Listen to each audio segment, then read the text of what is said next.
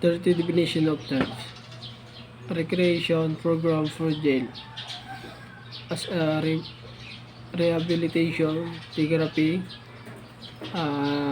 recreation and sport program shall be designed to meet the need and interests of all prisoners.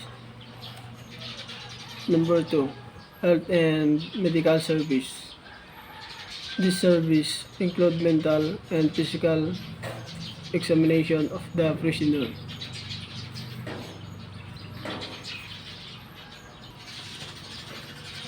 Medical and health services for jail. The prisoner detained while under the jurisdiction of the law enforcement and correctional. Counseling. It, it is a relationship in which one endeavors and to help another understand and to solve his problem of the adjustment. Number 5, call of counseling. Immediate solution of a specific personal problem. Casework. In correctional work consists of working with the one individual at a time. Number 7, aims of casework. Obtaining clear case description or social history. Number 8, clinical services. Clinical service provide the most intensive diagnostic and treatment and activities which generally include the function of psychiatrists. Aim of the clinical service: discovering the causes of individual maladjustment. Number 10, counseling service for jails. Counseling help to the prisoner detains in the solution of his problem. Security rules and regulation for jail. The NPA Jail Management Manual prescribe the following rules and regulation for the proper security. Preventive programs against rape, etc. It should be noted, however, that the base guarantee against road disturbance and escape in the well-organized. Custody concept. Custody is defined as guarding or final safekeeping. It involves security, visual locking, and counting routine. 14. The Prisoner's Custodial Division. This is charge of all matter pertaining to the custody of the prisoner and security of the institution. Custodial force for local jail under the BJMP, DILG. Member of the custodial for are member of the Philippine National Police and they are peace officer. 16. Emergency plan for jails. Plan in case of fires and conflagration. A jail should have a detailed plan in dealing with fires and conflagration. Plan for roots and violent disturbances. No matter how efficient of jail administration is, there will always be occasional root or disturbance that require immediate emergency action. Plan for escape or jailbreak.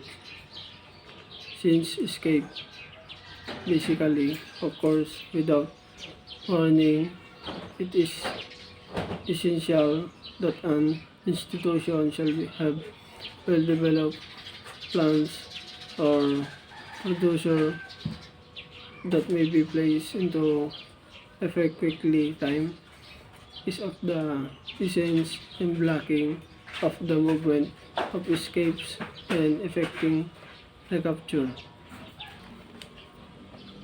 Plans for other emergencies. It facilities and personnel requirements and available. A jail shall have emergency plans in cases of power failure and natural disaster such as floods, earthquakes, and other calamities. Control concept. Control involves supervision of prisoner to ensure punctual and orderly movement to and from the dormitories, place of work, church, hospital, recreational facilities in accordance with the daily schedule. Control, control center. The control center is centrally located and elevated facility with good provided with a control center. Prison discipline. Discipline is a containing state of good or order and behavior. In prison, it includes the maintenance of good standard of work, sanitation, safety.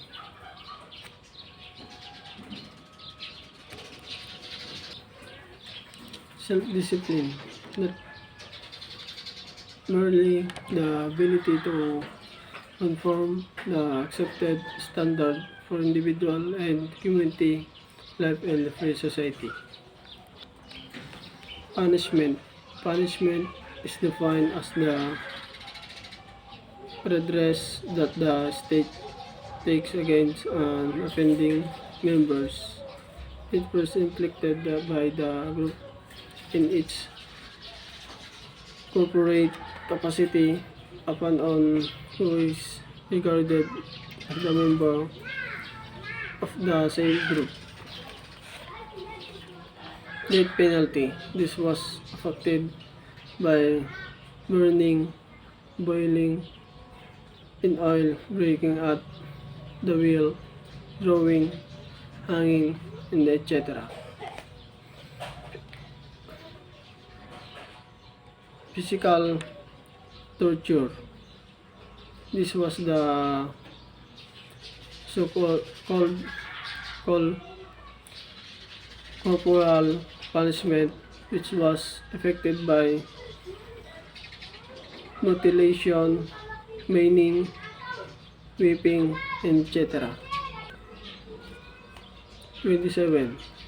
Perpetual penalties. The convict is pardoned after 30 years unless the chief executive consider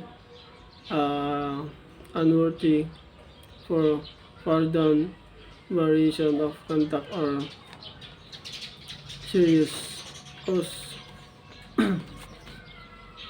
28. Precision temporal reclusion temporal. 12 years and 1 day to 20 years. Prison, mayor, and temporary disqualification.